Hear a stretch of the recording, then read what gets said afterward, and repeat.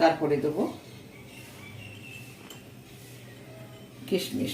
একটা কথা ভুলে গেছি, অবশ্যই চিনি দেবো, চিনি তো বলেই দিয়েছি।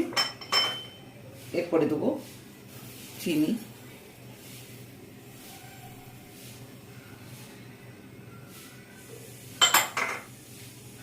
নারকেল কুচানো, মুখে পড়লে ভীষণ ভালো লাগবে, নারকেলটা ভাজা হয়ে যাবে, খুব টেস্টি লাগবে। কাজু কুচানো,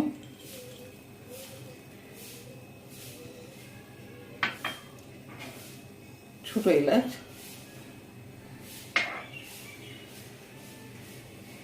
এবারে আমি 2 চামচ ঘি দেবো। ঘি দিয়ে মাখবো এটা।